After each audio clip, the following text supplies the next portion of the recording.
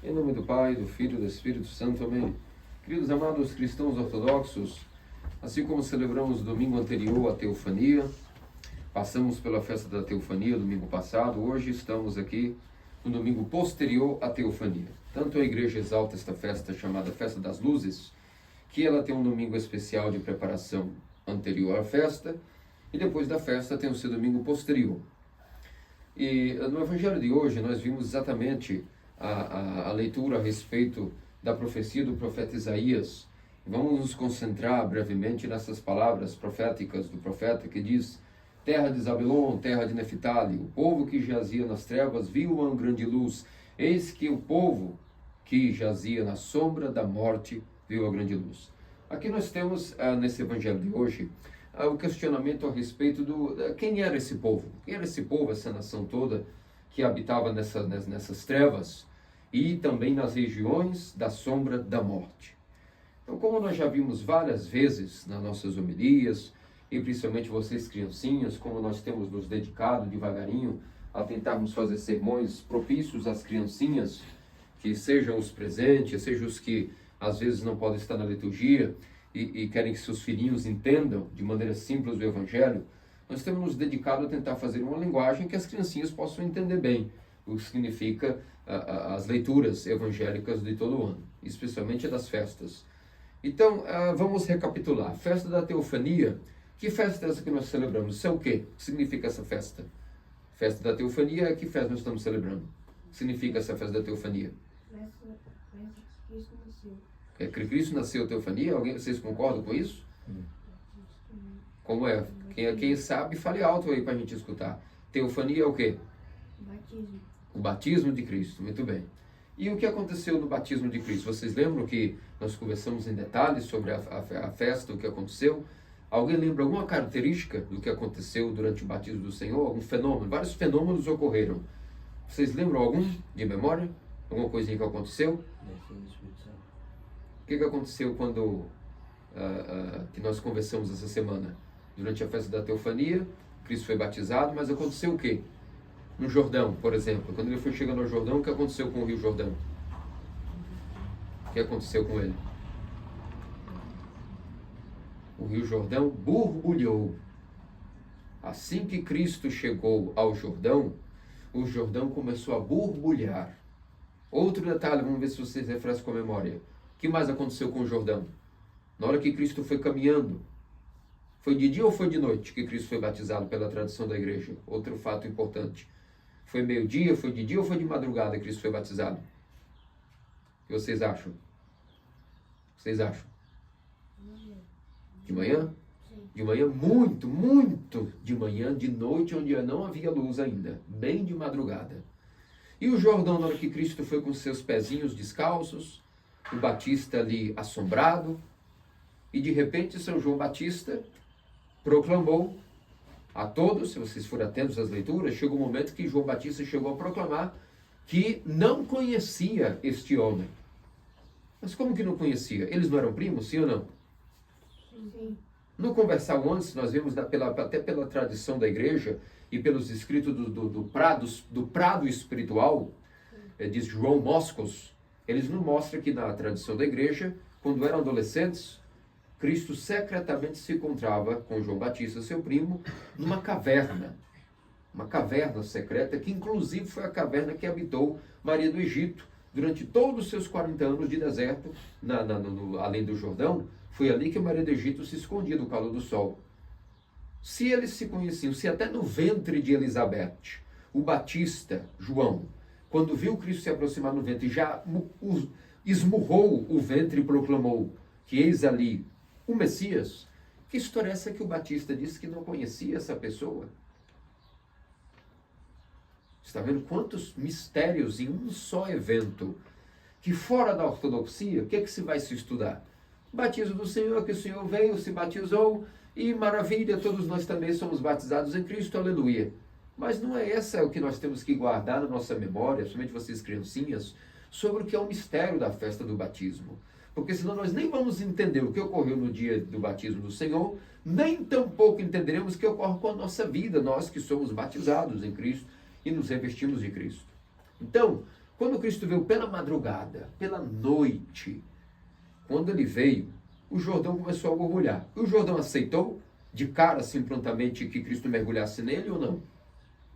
Já conversamos isso várias vezes. Vamos ver se vocês lembram na memória. O Jordão aceitou que Cristo mergulhasse nele assim prontamente? Ou não? Não. O que o Rio Jordão fez? Qual foi o movimento além de mergulhar? O que o Rio Jordão fez? Mudou de direção? Inverteu seu fluxo, inclusive, isso depois de Cristo entrar, né? Mas antes, quando Cristo ia se aproximando, o Jordão ia retrocedendo. Como se até a criação dizia, como pode ser que Deus vai querer vir se batizar se o batismo significa justamente isso, a iluminação de alguém. Precisa Deus ser iluminado se Deus é a própria fonte de luz? Não. Não.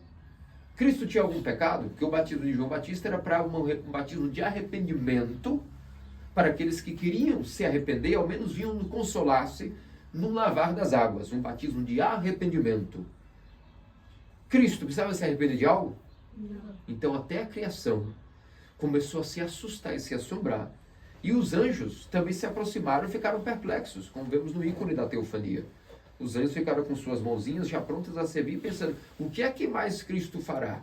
O que é que mais Deus fará pela humanidade? Porque já se encarnou e se fez um menininho. Já adotou uma veste humana, uma natureza igual ao homem, exceto no pecado. E agora vai se batizar. Nem os anjos entendiam que até onde ia a complacência e a condescendência do Criador para sua amada criatura, o homem, o ser humano. E então, quando Cristo vem para se emergir até o Jordão, borbulha e se recua, como que diz, não. Se é para se mergulhar diante de mim, por conta de sendo Deus querer se batizar, eu não posso aceitar, porque tu me criaste. Tu mesmo me criaste, como é que agora eu vou submergi-lo para um arrependimento de quê? E todos foram vendo esses milagres. E todos em João Batista foram vindo. E o que aconteceu foi que o próprio Batista, finalmente, até ele disse, eu não sou digno de desatar a correia de tuas sandálias. E é necessário que tu me batizes, não que eu te batize. E Cristo diz, por ora, assim o faça. E tremendo, com as mãos tremendo, João Batista foi fazer algo que ele mesmo não entendia. E quando Cristo deu a ordem para que o Jordão visse novamente e aceitasse que ele fosse batizado, Cristo então mostrou que na verdade não era ele que precisava do batismo, o batismo que precisava dele. Por quê? Porque a partir de agora seria inaugurada uma festa, um fenômeno chamado a Festa das Luzes, que é o que nós estamos terminando de comemorar hoje. A Festa das Luzes, a teofania, o batismo do Senhor, é a Festa das Luzes. Por quê? Assim que Cristo então foi submergido 3 vezes no Jordão, então, além do Jordão inverter o seu fluxo, se ele tinha um fluxo de cima para baixo, o fluxo voltou, como se fosse mostrando o fenômeno, se inverteu o fluxo, e se diz pela tradição da igreja, que sendo Cristo indo se batizar à noite, todos os vales, além do Jordão, toda a região da Galileia, foi iluminada por uma luz fulgurante que emanou-se do corpo de Cristo, e por isso chamamos teofania. Teofania é Deus revelar-se, do grego. É uma revelação de Deus revelando a si mesmo. Então teve uma luz que iluminou todo o Jordão e os vales ao redor. Vários quilômetros foram iluminados de madrugada por aquela luz quando Cristo saiu das águas. E aí por isso que se diz que é a festa das luzes.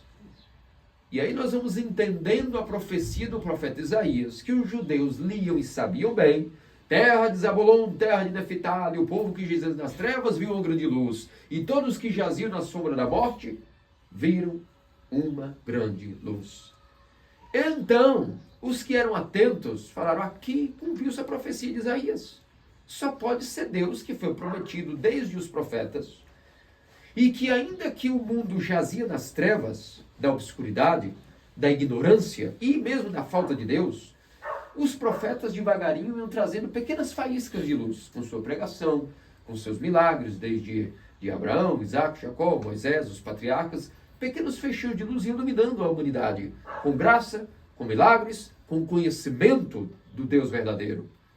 Mas a luz plena só poderia vir quando Deus se fizesse homem E isso estava ali escrito no livro do profeta Isaías. E naquele momento, não só o Batista, mas todos os presentes entenderam que estavam diante do cumprimento da profecia, que o Messias estava diante deles, ponto final. E duas interpretações, é uma dupla interpretação, o que significa esse trecho de que terra de Zabulon, terra de Neftali. O povo que jazia nas trevas viu uma grande luz, aqueles que jaziam na sombra da morte, nas trevas, aqueles que jaziam nas trevas, viram uma grande luz. A dupla interpretação. O primeiro povo que nós podemos dizer que viu foi, de fato, o povo da Galileia, terra de Zabulon, Neftali, toda aquela região da Galileia, literalmente, quando Cristo sai das águas, foram iluminados pelo resplendor de sua divindade. Tivemos uma teofania, ou seja, revelação de Deus. Deus Pai diz: este é meu filho amado. Fazer o que ele diz. Cristo, com sua figura humana, representando a segunda pessoa da Trindade, sua figura divina e humana, Deus e homem, e o Espírito Santo em forma de pomba, também pairou sobre Cristo, onde todos viram que ali estava a revelação, primeira vez que a Trindade se apresentou ao homem, à humanidade. Pai, Filho e Espírito Santo, três pessoas, um só Deus. Foi a primeira vez que até os judeus perceberam que o Deus verdadeiro de Abraão, Isaque e Jacó, a pessoa que falava com eles era o Cristo, que foi batizado. Mas este foi enviado de seu Pai. E ainda mais havia uma terceira pessoa responsável por toda a iluminação e a graça que a humanidade recebe através da ação do Pai, no Filho, pelo Espírito Santo. Então, a primeira interpretação desse povo que jazia nas trevas e viu uma grande luz é isso. O povo da Galileia viu uma grande luz até nos vales, mas também todas as nações que não conheciam Deus, inclusive os judeus, os galileus e os israelitas. Embora eles tivessem noções sobre quem era Deus verdadeiro, eles não conheciam Deus completamente. Só foram conhecer Deus completamente quando o próprio Cristo se revelou, começando sua revelação em seu batismo. E havia as demais nações que a partir de então começariam a conhecer Deus, e algumas nações não conheciam inclusive nada sobre Deus. Haviam nações e pagãos que não conheciam absolutamente nada sobre Deus, e ali passariam, finalmente a partir daquele ponto na história, a conhecer. Então, nas trevas da ignorância, todos que viviam nas trevas de falta de conhecimento passariam a ser iluminados, tanto os que tinham conhecimento incompleto sobre Deus, como os que não tinham conhecimento nenhum sobre Deus. Mas o versículo continua: e aqueles que jazem nas trevas da sombra da morte também viram uma grande luz. Quem é esse povo que jazem nas trevas da sombra da morte? Aqui não é uma nação na terra mais que o profeta Isaías profetizou. Aqui já não é a nação terrena que eu falei na primeira interpretação. Agora é a nação no Hades, no que os israelitas chamavam no Sheol. Até o Hades, agora, ou seja, os que jaziam nas sombras das trevas, também viram uma grande luz. Aqui é a profecia de que Cristo, quando na sua paixão fosse crucificado e morresse, para onde é que ele foi? Como sendo Deus, inaugurou o paraíso com o ladrão, mas também desceu aonde? Ao Hades. Por que desceu ao Hades? Podia o homem, naturalmente, antes de Cristo, entrar no paraíso? O paraíso estava aberto antes de Cristo inaugurá-lo? Não. Alguém poderia entrar no paraíso sem antes Cristo encarnar e redimir a humanidade e novamente ele ser o primeiro a reentrar no paraíso de novo? Não podia, a porta estava fechada do paraíso. Então toda a nação que morreu, que não estava viva na terra, mas já haviam morrido desde a queda de Adão, para onde é que estava habitando esta nação morta, estas almas? No Hades. E por isso o povo que também jazia nas sombras das trevas da morte, viu uma grande luz. Ou seja, quando Cristo desce ao Hades, no dia de sua paixão, ele iluminou com a mesma luz que ele iluminou os vales da Galileia, que eu disse que no batismo ele iluminou com feixes e vislumbres fulgurantes de luz encriada os vales da Galileia, além do Jordão, ele também iluminou todo o Hades. Logo, todas aquelas almas que viviam nos vales da sombra da morte viram uma grande luz, cumprindo-se a profecia do profeta Isaías. E todos os judeus que haviam morrido pensaram: opa, Então esse é o que estava vindo para nós, e foram consultar Adão, e Adão grita lá do último calabouço do Hades: se esse aqui, que eu estou escutando os passos, chegar até mim, todos nós vamos ser libertados hoje mesmo, porque ele me prometeu. E esses passinhos que eu estou escutando é o mesmo tipo de passo que eu escutava quando estava no paraíso. Se é que eu estou pensando, ele vai me resgatar e tirará todos nós. E inicia-se uma pregação. Assim como Cristo, depois do batismo, já ele veio pregar com a sua palavra poderosa: arrependei-vos, pois o reino dos céus está próximo, como vimos no evangelho de hoje. Também no Hades, ele ilumina o Hades, e depois de iluminar o Hades, passa a ir pregar no Hades por 3 dias. Ei, vocês, nação dos persas, nação dos celtas, nação dos guaranis, seja o que for, todos os pagãos, todos os bárbaros que jaziam ali, e os judeus também mortos, Cristo foi pregar a eles: arrependei-vos, agora é o momento, pois o reino dos céus não é que estava, já está inclusive aqui no Hades. Quem quer ir comigo para o paraíso? Quem quer viver da minha luz? E então aí foi que as almas foram iluminadas pela luz da teofania, e depois de Cristo iluminar o Hades, dando um sinal que ele era Deus, e invadiu e explodiu o Hades, quem quisesse agora, ele foi ensinando toda a doutrina. Todos que jaziam na sombra da ignorância lá no Hades, receberam uma pregação. E aí pode explicar: e como é que foram batizadas essas pessoas? Aí é o mistério de Deus, sua misericórdia. Quem estava no Hades e no dia de Páscoa quis ir, foi embora com Cristo para o paraíso, sem necessidade de passar pelos sacramentos como nós temos que passar, porque o reino dos céus agora, o que é o reino dos céus? É a igreja ortodoxa. Então, no reino dos céus, da igreja ortodoxa, nós temos que cumprir toda a vida de Cristo. E a vida de Cristo iniciou-se o quê? Em seu batismo. Então, nós também temos que começar no batismo de Cristo. Não nosso, né? Na verdade, nós participamos do batismo de Cristo quando nós somos batizados também. E somos, portanto, iluminados. Por isso que a gente ganha o nome de neófito, ou seja, um recém-novo iluminado. E é a partir daí que toda a nossa vida passa a mudar, porque a sombra do Hades já não está tendo poder mais sobre nós. Através do batismo, nós temos essa luz de Cristo habitando em nós, e renovada na confissão e na comunhão. Na confissão e na comunhão. Na confissão e na comunhão. Então, quando a gente morrer, o Hades vai ter poder sobre nós? Não. Se estivermos batizados, confessados e em comunhão com os santos dons, não existe morte mais para aquele que crê e foi batizado e, portanto, segue todos os mandamentos da igreja ortodoxa. Não haverá morte. A morte não pode mais tocar aquele que já é batizado em Cristo, se ele viver os mandamentos e as promessas de seu batismo. Então, até mesmo duplamente a festa das luzes iluminou o mundo. Aos terráqueos, vamos assim chamar, aos que estavam na terra, mas também os que estavam no Hades, foram iluminados pela festa das luzes. Porque quando Cristo morreu, ele também primeiro iluminou o Hades com sua luz do batismo, e depois foi pregando a cada um: sou filho de Deus, sou filho de Deus, sou o criador de Adão, quem quiser vir, venha. Pois bem, e mesmo quando ele depois abandonou o Hades, ressuscitou, ele deixou sua luz lá, para que todos os que agora morrerem, o Hades não é um lugar tão obscuro como era antes de Cristo descer ao Hades. Quem não morre, não tem condições de ir ao paraíso, por algum motivo, seja um ortodoxo que não cumpriu os mandamentos, ou um pagão que nunca foi batizado, ele vai para onde? No Hades. Porque o inferno ainda não está inaugurado. Como você sabe, o inferno foi preparado para o Satanás e o demônio, e um dia as almas que não quiserem aceitar a Deus no juízo vão ser também, infelizmente, lançadas no inferno. Hoje, existe alguma alma ou algum ser incorpóreo no inferno? Não. O inferno é o lugar onde os demônios estão? Não. O inferno hoje existe? Também não. Ele vai ser inaugurado no dia do juízo, foi preparado para Satanás.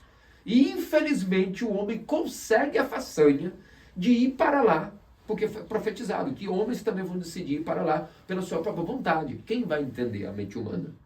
Agora, no paraíso, hoje, quem morre pode ir para o paraíso? Sim, porque o paraíso está aberto para aqueles que morrem com a graça de Deus. E os céus, o reino dos céus, o que é isso?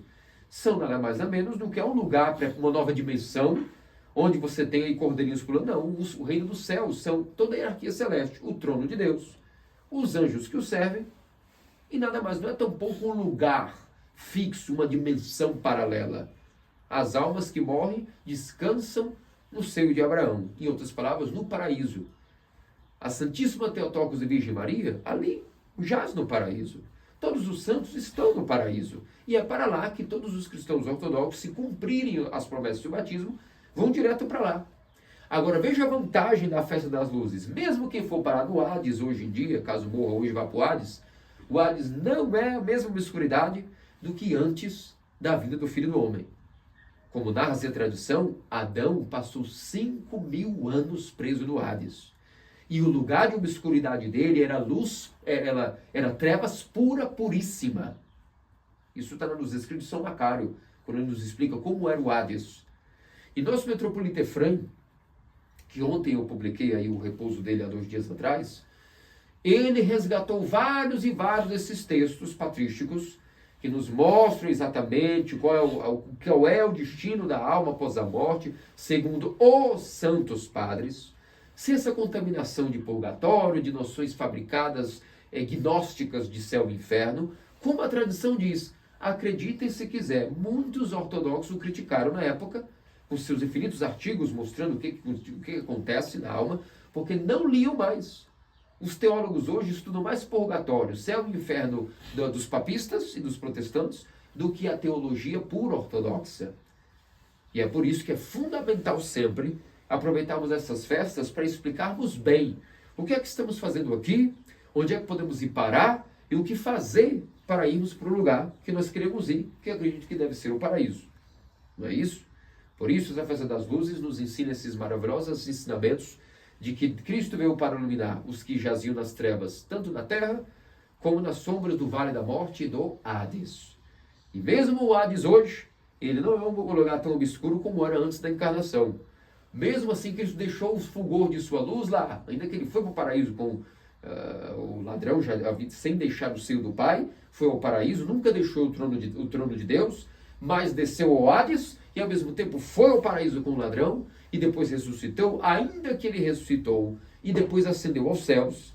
Lá no Hades ele deixou a sua luz, para que quem hoje morra e vá para lá, vá entendendo que existe um Deus verdadeiro que passou por ali e possa ter esperança de se arrepender e até o dia do juízo, pelas orações da igreja, pelas orações dos seus amados familiares e dos santos, todos que jazem no Hades podem sim, devagarinho ir recebendo graças e serem removidos vagarosamente, quem sabe, para o paraíso, porque há esperança. Deus não tem nenhum interesse de deixar pessoas mofando no Hades eternamente. Deus quer que todos os homens se salvem e cheguem ao pleno conhecimento da verdade. Amém.